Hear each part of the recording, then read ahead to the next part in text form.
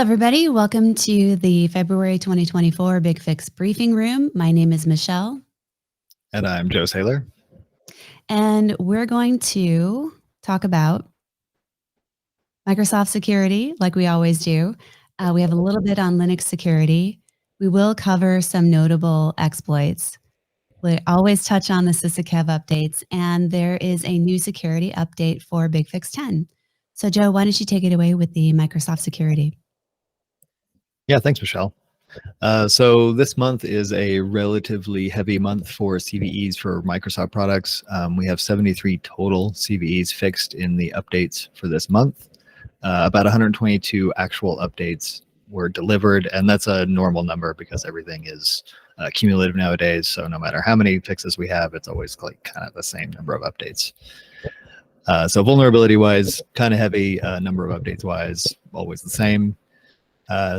The updates cover all of the OSs, of course, everything from 2008 to 2022 on the server side and Windows 10 and 11 for the client side. We have some especially important updates this month for Outlook, Exchange, a sneaky one for ODBC, several Azure updates, and a couple of pretty critical Office ones. And I'm glad we're recording this one now because that Outlook update, we just had a little bit more information about an exploit there, so this is good timing. Yeah, totally fresh. Didn't update the deck, but we're going to talk about it anyway. Yep. All right, so yeah, here we've got the 0 days. Why don't you cover those, Joe? Yeah, so I'm sure you guys remember the holiday we had last month. There were just absolutely no 0 days, which I'm still just like mind blown by. It had been 3 years since the last time that had happened. So, we really got lucky, but they're back. This month, we've got a couple of 0 days that essentially enable phishing. So there's a vulnerability in the smart screen security feature and the shortcut files security feature bypass. That bypasses the mark of the web warning, which basically means that somebody can craft a file that will send a user wherever they want without any sort of confirmation, which is generally like, anytime you're like clicking on a link, if there's a, hey, this isn't a legitimate site warning, like that's my sign to think twice about it, and you don't get that second thought here. So these are out in the wild. There are files that have been already maliciously crafted and are ready to take over your users. So probably want to get these resolved. Yeah, definitely above the line. And both of these, I mean, if I'm hearing you correctly, would require phishing, right, to be exploited. Is that fair to say? Yeah, pretty much everybody's favorite social engineering technique is on full display here. So more cybersecurity training, I guess. Like that's the real solution here. Yeah, so I don't think it would just really solve that that issue. We've tried training, but we're still hearing organizations struggling with this. So please don't click on anything you're not sure about. What's next? The criticals. All right. Yep, everybody's favorite. So in addition to our 0 days, we have just a fair few, what I believe are the most important critical updates. And by critical, I mean, 9.0 or above on the CVSS scale. Most of these are 9.8s.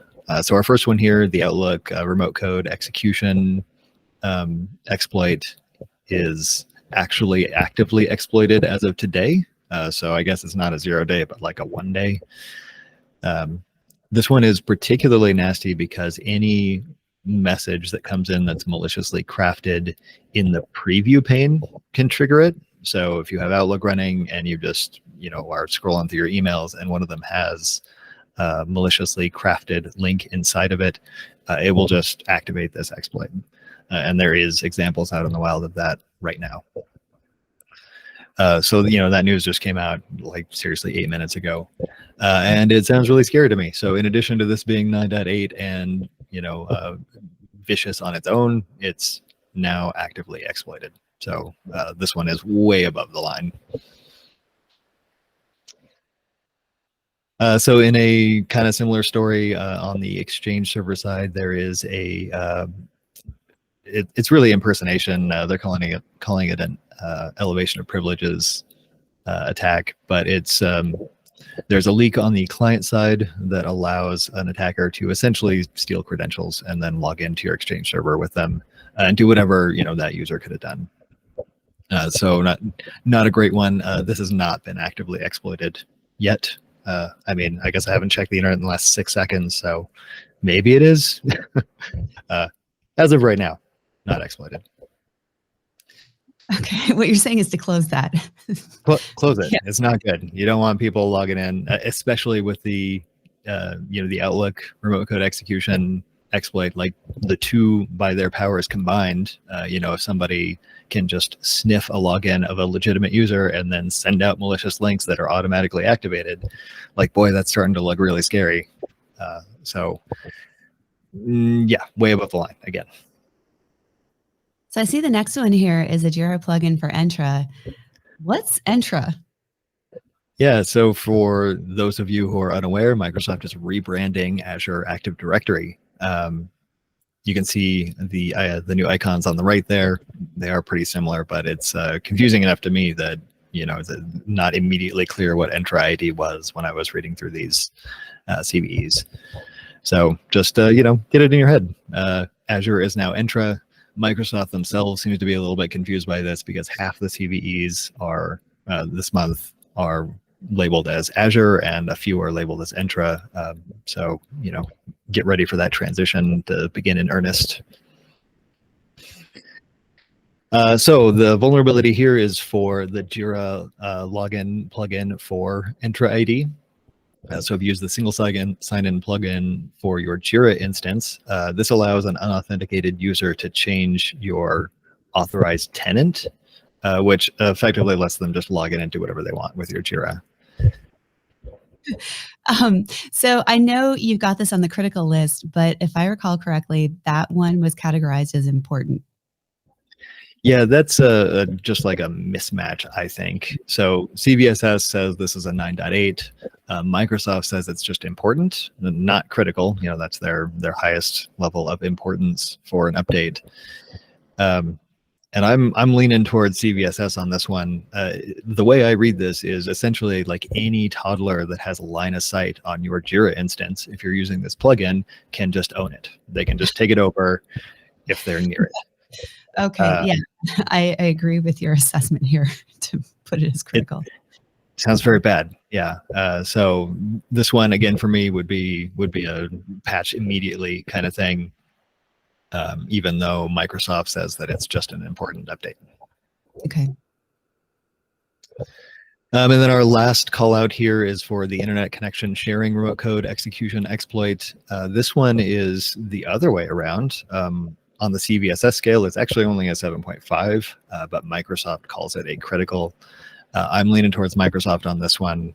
The way this exploit works requires a user to be on the same subnet as a malicious device. So it's not something that like an internet connected attacker could like hit your systems with, or a client system with that's at their like home office, because they just has to be on the same subnet. So location wise, it doesn't seem that bad.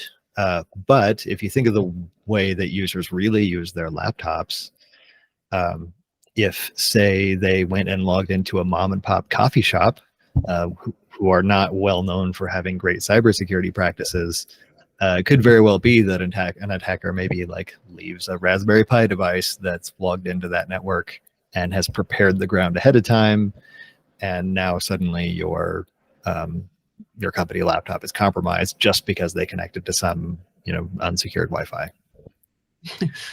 Okay, what I'm taking away from that is definitely close the vulnerability, and also VPN is your friend. Is that fair? VPN is absolutely your friend. Password secured Wi-Fi is your friend. Like anything to keep your users off of just like wide open Wi-Fi connections. It's been a while, I think, since we've had a vulnerability that really punishes that. And this one brings it right to the fore, that really unsecured Wi-Fi is scary, and it is the wild, wild west. And I think we're back to cybersecurity training. Like we need get your users into knowing how to protect themselves. Yeah, I agree. Awareness is key. And I know it's a challenge. I don't think anybody has really done that well to solve this. So I'm very curious, and I'm hoping we'll get some comments and feedback on how, some of our customers have figured out how to solve for this awareness challenge. Yeah, we all do things that are, in retrospect, super risky, but at the time, they don't seem that bad.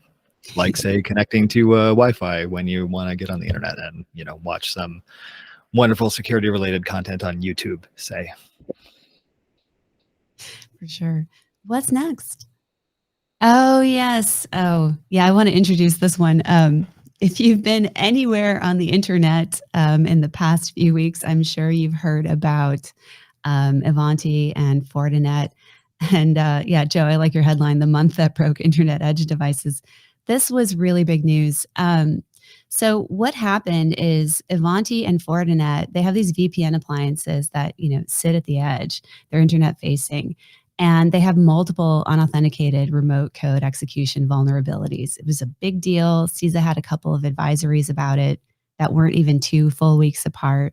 So I think this is because it got so much news. I think it's important to cover this. Joe, do you want to explain these edge devices and what's going on there? Yeah. So, the only reason I really wanted to bring this up, the intent is not to like dogpile on the whole situation with Avanti and Fortinet. That's been litigated to death on the internet. So, just Google it. You'll find all sorts of things to talk about. The main reason I really want to talk about this is that I am a huge fan of learning lessons the easy way. And anytime something big and high profile like this happens, I want to learn all the lessons I can from it. So in this case, we have some VPN appliances. Fortinet had a vulnerability in their firewall software as well. And the commonality between all of them is that they are devices that an attacker has easy access to just throw stuff at. So any idiot with a botnet can throw just an unlimited number of attacks and probe the defenses of these devices at any time. And so that really puts like a laser focus on how you need to secure them and how like precarious it is that they're all the way out on the edge like that. If these devices had been like server type stuff that's on an easy to secure OS that's generally inside the firewall, like say for us the BigFix root server is typically inside a firewall. There just isn't the access, right? Like you don't have this flood of attacks coming in because, well, geez, first you have to cross the barrier of being inside the network. And these kind of products, these kind of appliances don't have that luxury. They're just out there and exposed. So, yeah, Oh, go sorry, ahead. sorry to interrupt, but so yeah, I get what you're saying. I mean, traditionally, the root server for BigFix is behind the firewall, but we do have the ability to have like a fake root that sits outside of the firewall, and then our relays are outside of the firewall because we don't require any connection to, say, Active Directory or Entra, or to be on the VPN. While we accept those connections, we don't require it. So we've got devices that sit out at the edge too. But what you're saying is they're not as vulnerable because they're secured.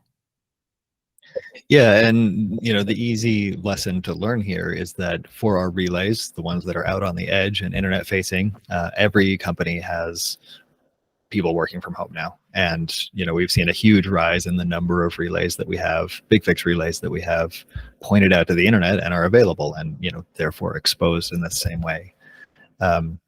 And so the thing I really wanted to bring up here is that it's really important to pay attention and make sure those are configured in the way that makes them secure, right? So relay authentication needs to be turned on for those relays. BigFix 11 now has a higher level of enhanced security, which enforces SHA-384 certificates and TLS 1.3, so just a greater cryptographic standard. And all of those things can contribute to protecting yourself from this, flood of attackers that are just out there and, ready to take on internet-facing devices. Yeah, these are all really good points. So for our customers, if you're still on version 10, and you need some advice on how to get upgraded to version 11, we're certainly happy to help you with that. You can check the links in the video description to figure out how to get in touch with us. We're happy to help.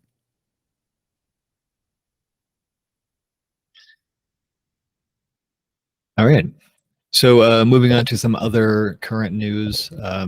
This one didn't make as big a headlines, but still a little bit. So AnyDesk, the company, had a compromise happen a couple of months ago, somewhere in December. So the application itself has not been compromised, right? So there's no vulnerability in your clients today. The real damage that was done for this compromise internally anyway was that all of the AnyDesk certificates kind of got ruined. So anytime you open up like an executable from AnyDesk that has been signed with their private key, that kind of stuff isn't really trustable anymore. So they've had to revoke all of their certificates. They don't believe there was any compromise on user passwords, but they are forcing user password resets anyway. Which to me is just makes great sense, right? Even if it's not known to have been exfiltrated, just be safe, right? That's what security is. Yep. It's disruptive though, but we've got content to simplify that. Yeah. So the great thing about this is we have some sneaky content that I think doesn't get used a lot. It doesn't get a lot of press. We have a update site named Updates for Windows Applications Extended.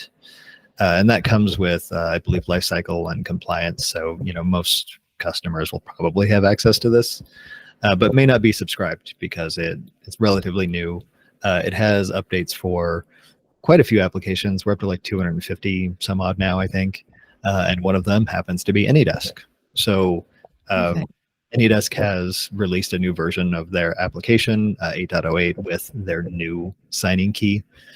The existing application, 8.07, 8.06, and below, will not be a trusted application soon.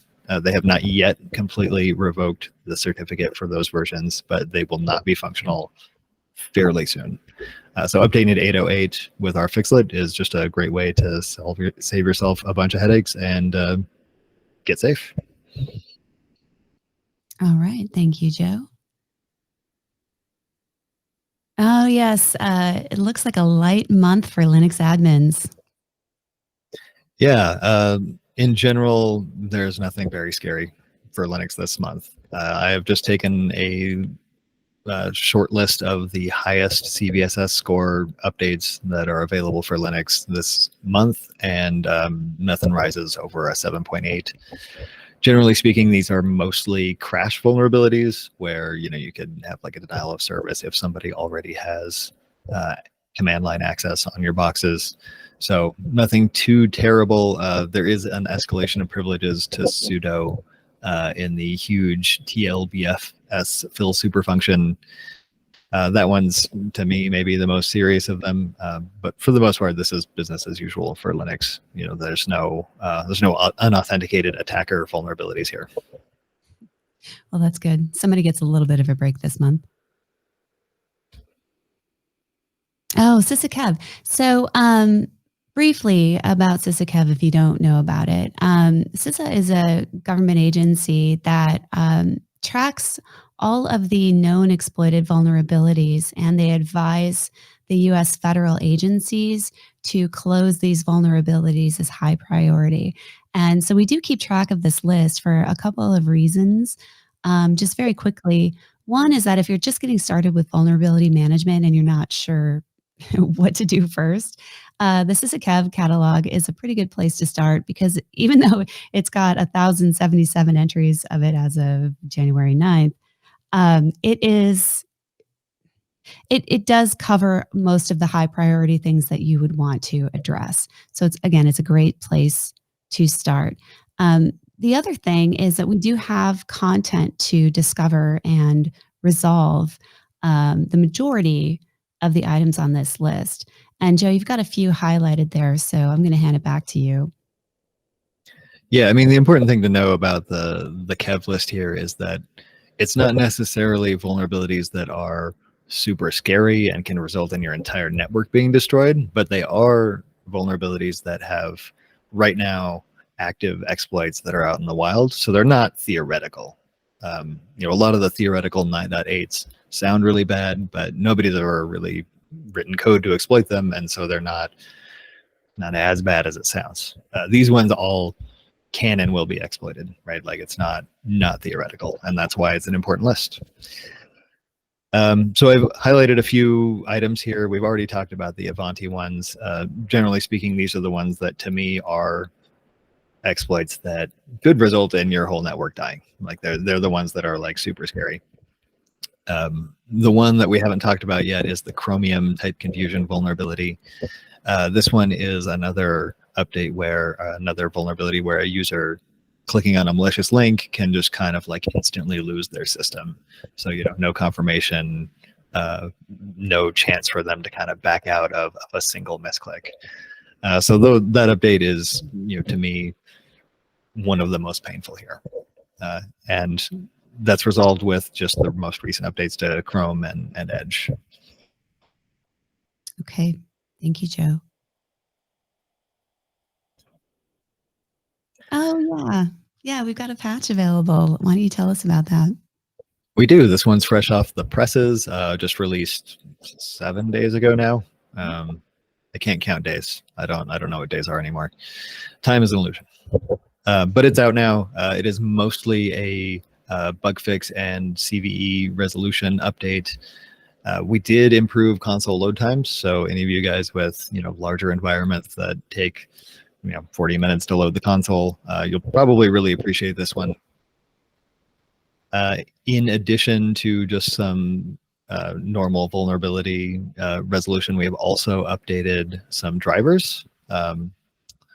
We've updated the libcurl library to 8.5.0. This one actually resolves a pretty serious vulnerability in the library that doesn't actually affect BigFix. So maybe the reason you haven't seen a lot of noise around the big critical vulnerability in there for BigFix is that we don't actually use the affected calls. So, for us, it's not as awful, but in an abundance of caution, we're updating it anyway. The ODBC driver update, I kind of alluded to this at the beginning. This one has a issue where if an operator kind of gets tricked into changing the server's ODBC driver to point to a like maliciously crafted URL, then there's a remote code execution exploit. So in general, this is stuff that's like deep in your network and require a user to have, require an attacker to have like really seriously compromised your root server anyway. But again, in an abundance of caution, we've updated this driver so that you don't get hit on any of your security scans. Yeah, and it looks like we've got some inspectors and agent support now for IBM BIOS. That's new for us, right? Yep. Yeah, brand new. It's just a flavor of Linux, so it's still very, very similar to everything else. But we now have support for BIOS 3.1.3. Fantastic. And I think that's all for this month. Thanks, Joe. Really appreciate your time. Yeah, thank you for being here. Thanks for viewing if you made it this far. I believe since this is going on YouTube, I am legally required to say, please like, subscribe, and smash that subscribe button as hard as you possibly can. That felt dirty, but again, legally required. Like I had to. Yeah. In addition, I'd really like any feedback on content you'd like to see in this space. If you have anything you'd like us to talk about, just kind of going forward, recurring segment ideas, I'd love to hear about it. I believe we'll have a link in the description below this video for your feedback. That's right. Thanks, everybody. Have a good month. Thanks.